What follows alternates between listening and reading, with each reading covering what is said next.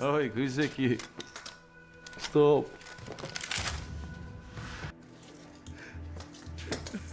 상황 파악이 안 되냐 지금? 나 프로거든. 뭐?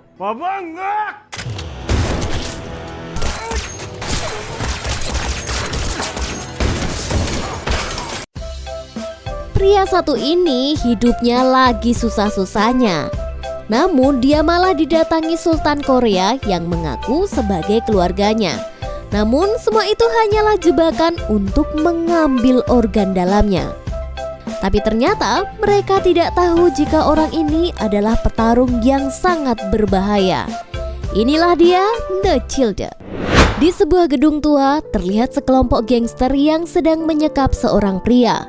Lalu terlihat dua gangster sedang menelpon bos mereka yang dikenal dengan nama Mr. Ko.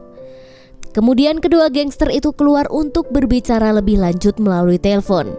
Dia melaporkan jika mereka berhasil menangkap orang yang sedang disekap.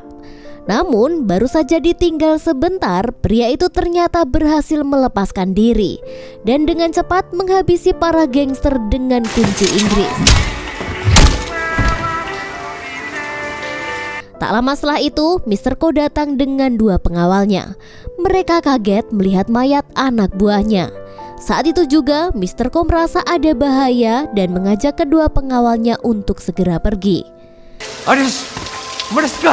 Namun, tiba-tiba gerbang gedung tertutup dan mereka pun terjebak di dalamnya. Satu persatu pengawal-pengawal itu diserang dan tewas, dan menyisakan Mr. Ko seorang. Dengan merangkak, Mr. Ko mencoba membuka gerbang dan melarikan diri. Namun, seorang pria kembali muncul dan menodongkan pistol kepadanya. Pria itu bernama Nobleman. Dia ini memang tidak melawan saat datang karena untuk memancing Mr. Ko keluar. Lalu dia pun segera membunuhnya. Mr. Ko memohon agar tidak membunuhnya dan menawarkan uang berapapun yang Nobleman mau. Namun tampaknya Nobleman tidak tertarik dan malah melepaskan tembakan ke kakinya. Kemudian dia melepaskan tembakan lagi ke tangannya. Mr. Ko terus memohon ampun, tetapi Nobleman dengan kejam menggunakan obeng untuk membunuhnya secara perlahan. 네 심장을 파낼 거야. 지구 우리 지구 알아.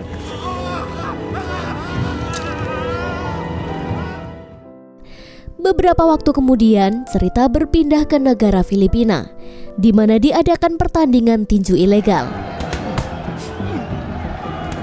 Salah satu petarung itu bernama Marco. Di tengah keriuhan penonton, terlihat juga Nobleman yang tampak memantau Marco. Kita kembali ke pertarungan. Setelah mendapatkan perlawanan yang sulit, akhirnya Marco berhasil memenangkan pertandingan itu. Kemudian Marco keluar dari ring dan meminta bayarannya.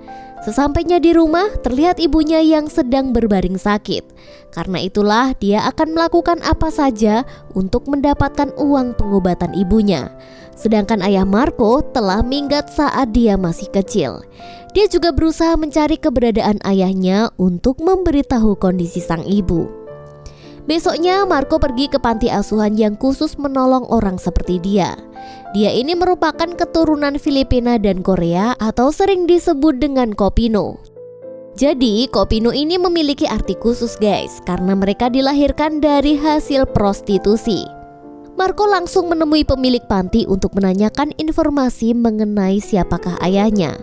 Sayangnya pemilik panti mengatakan bahwa belum ada informasi mengenai ayah Marco sampai saat ini. 야 이제 그 뭐냐? Use it to hire someone in Korea to look for him. 야. Setelah itu Marco pergi ke bar untuk mencoba keberuntungannya dengan berjudi bola. Dia berharap bisa menang untuk mendapatkan tambahan biaya pengobatan ibunya.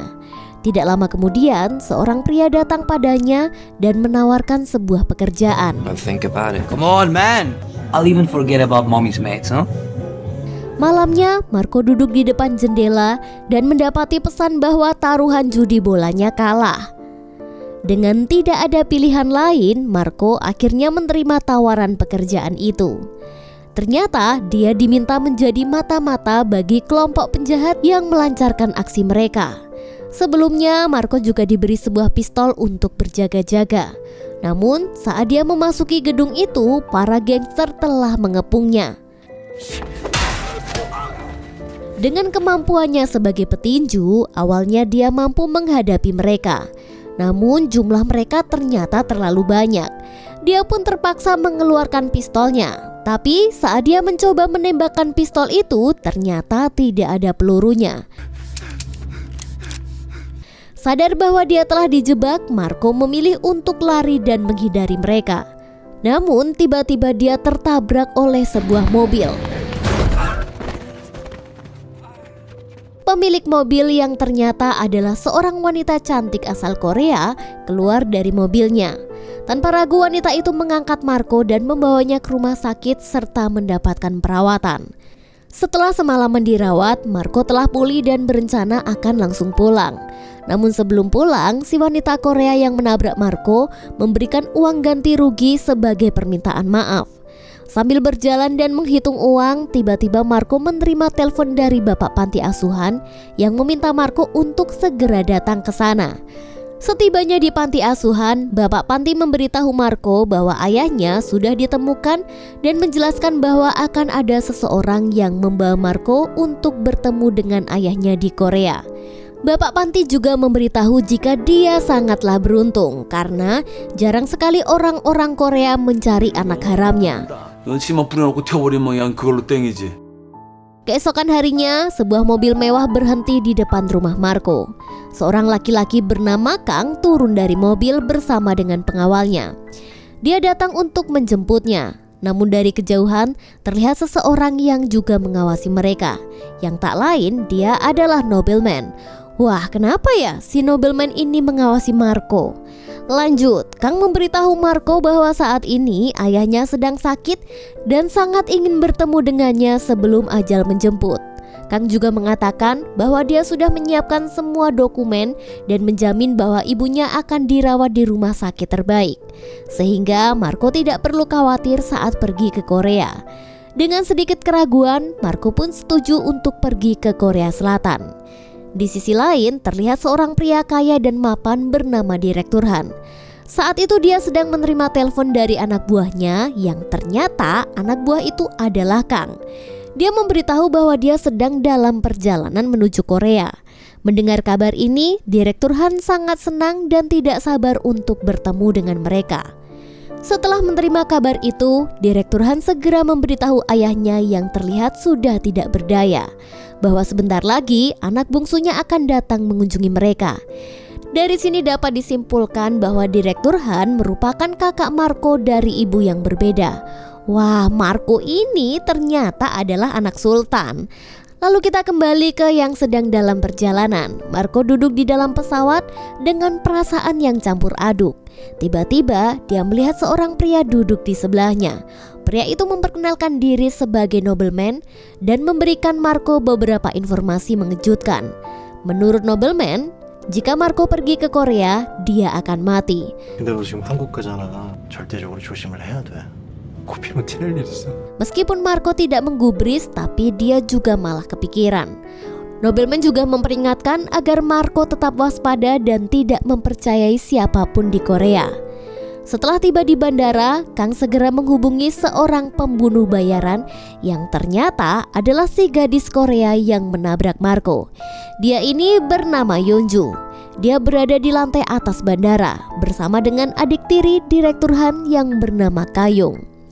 Ternyata Yeonju ini sengaja menabrak Marco waktu itu agar Marco tidak mati di tangan para preman. Di sini juga terungkap bahwa Yeonju juga hanya bekerja untuk Kang, tetapi dia juga disewa oleh Kayung untuk mengawasi Marco. Terungkap juga bahwa Direktur Han membawa Marco ke Korea karena membutuhkan jantung Marco yang akan didonorkan untuk ayahnya. Wah. Di sini Direktur Han tidak ingin ayahnya meninggal sebelum dia mendapatkan warisan dari ayahnya. Di sisi lain, Direktur Han berada di sebuah tempat terpencil dan anak buahnya tiba-tiba mengeluarkan 2 orang dari mobil yang terlihat babak belur. Ternyata mereka adalah karyawan perusahaan yang dianggap pengkhianat. Mereka telah membocorkan kelakuan Direktur Han di sebuah berita dan menggunakan uang untuk party-party dengan banyak wanita. Tanpa rasa kasihan, Direktur Han menembaki mereka hingga tewas. 다 여기 있어. 아직이라고? 열쇠는 다음 바로 쏩니다. 둘. Lalu kita kembali ke Marco yang dalam perjalanan menuju ke rumah si ayah. Saat sampai di tengah hutan, tiba-tiba Marco melihat sebuah mobil lain yang terus mengikutinya dengan cepat. Saat mobil itu semakin mendekat, Marco kaget jika itu adalah nobleman. Dia memberikan kode kepada Marco untuk menggunakan sabuk pengaman. Marco yang merasa ada bahaya langsung menurut saja. Lalu tiba-tiba nobleman menembaki supir dan penumpang lainnya kecuali Marco. Sebagai akibatnya, mobil yang ditumpangi Marco menghantam pohon dengan keras dan membuat Marco kehilangan kesadaran sejenak. Setelah Marco mulai sadar kembali, dia melihat nobleman mendekat dan menembaki semua anak buah dari Direktur Han. Kabar mengenai kecelakaan mobil yang ditumpangi oleh Marco membuat Direktur Han marah dan segera memerintahkan para bawahannya untuk ke lokasi kejadian. Marco yang baru saja sadar dengan cepat melepaskan sabuk pengamannya. Dia pun mencoba berlari ke arah jalan raya untuk mencari pertolongan. Namun sayangnya jalan itu sangat sepi dan tidak ada orang yang lewat. Akhirnya nobleman berhasil menyusulnya. Karena tidak ingin tertangkap, Marco mulai berlari hingga sampai di sebuah jembatan. Dengan nekat, Marco pun melompat ke bawah.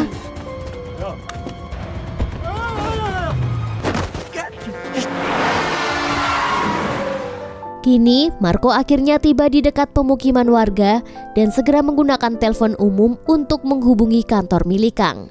Namun yang menjawab telepon itu adalah si gadis Korea yang identitas aslinya belum diketahui oleh Marco. Tanpa menyadari itu, Marco meminta bantuan Yeonju untuk diselamatkan oleh nobleman. Sayangnya, beberapa saat ketika nobleman berhasil menemukan Marco, mereka pun kembali terlibat aksi kejar-kejaran. Setelah berlari cukup jauh, nobleman akhirnya berhasil menemukan Marco dan menodongnya dengan pistol. Namun di sini Marco mencoba melawan dan memberikan tinjunya hingga membuatnya lengah. Untungnya, Yeonju tiba tepat waktu dan Marco bisa melarikan diri ke dalam mobil.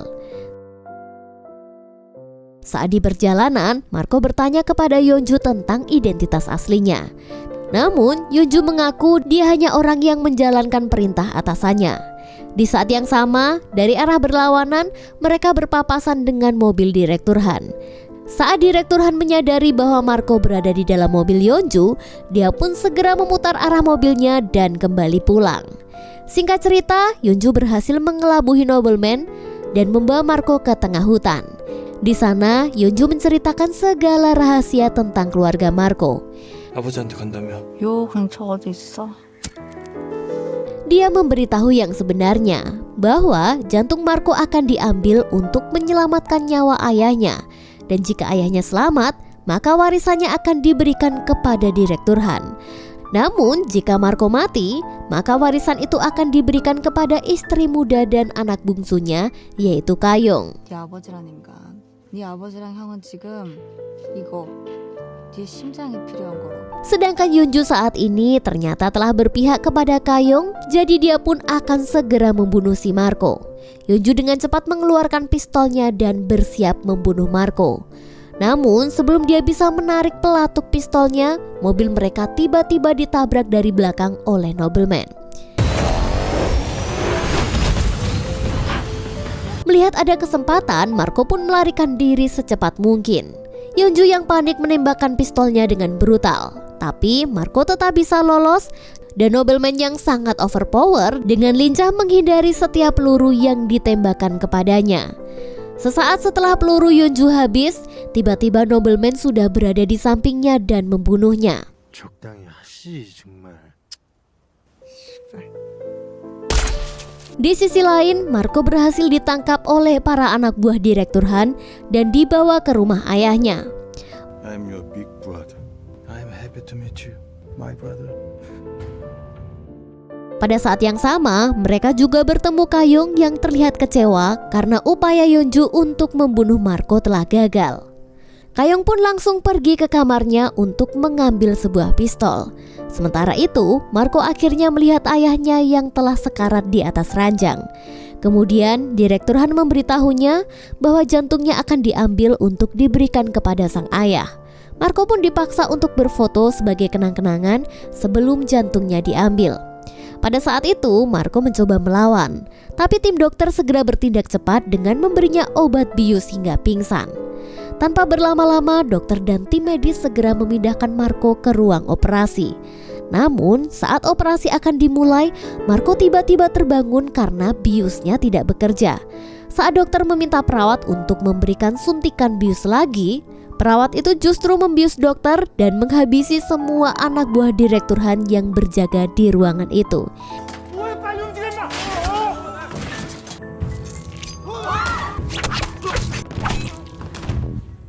Jadi bisa ditebak orang itu adalah nobleman.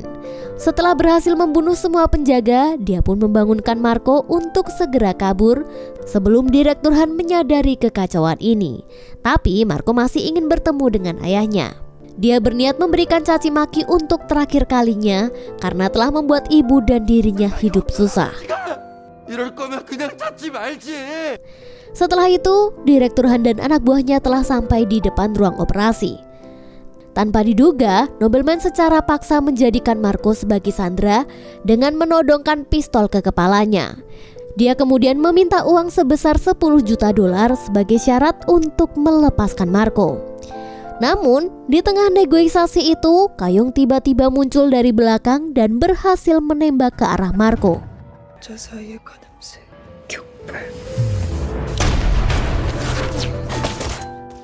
Beruntungnya, nobleman menyadari lebih cepat dan berhasil menghindari tembakan. Namun karena itu baku tembak, hal itu pun tidak terhindarkan. Setelah terjadi baku tembak itu, ternyata nobleman tidak sengaja terkena peluru di kakinya dan menyebabkan dia kesakitan bahkan hampir menangis.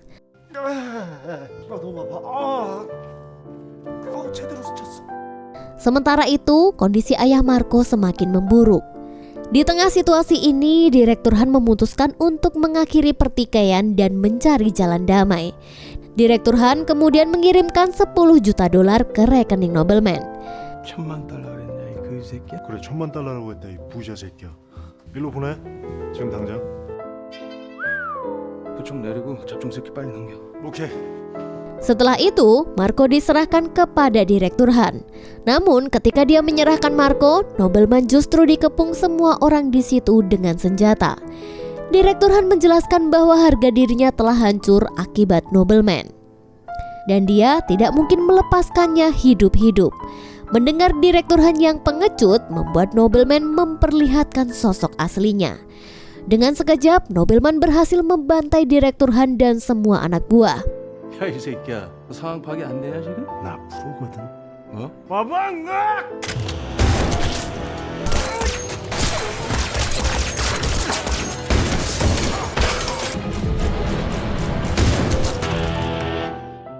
Mereka tak mampu bertahan dari kemarahan sang nobleman yang sudah muak dengan para pengecut itu. Setelah berhasil membunuh lawannya, nobleman mengajak Marco untuk pulang. Dia juga mengatakan bahwa sekarang tidak akan ada yang berani menyakitinya lagi.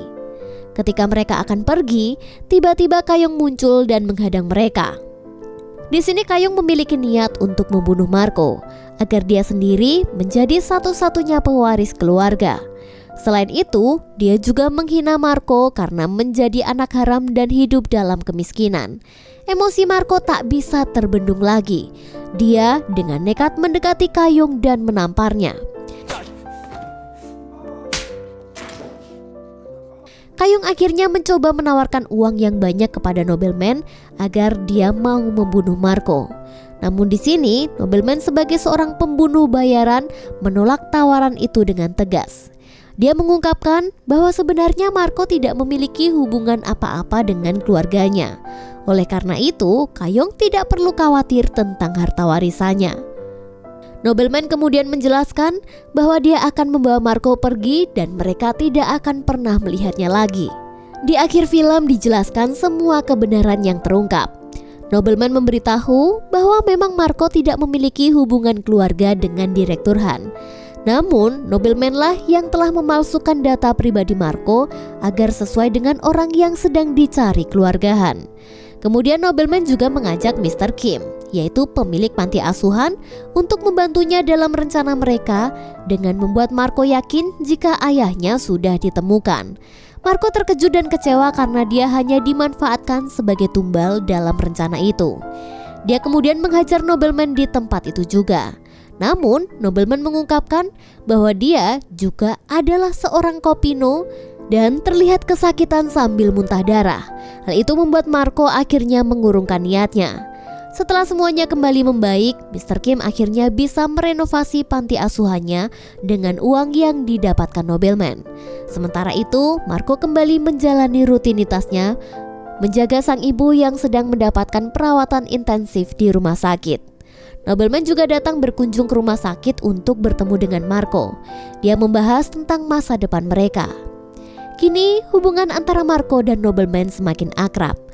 Namun kondisi kesehatan nobleman semakin memburuk, dan hal ini membuatnya ingin melakukan tindakan baik terakhir dalam hidupnya.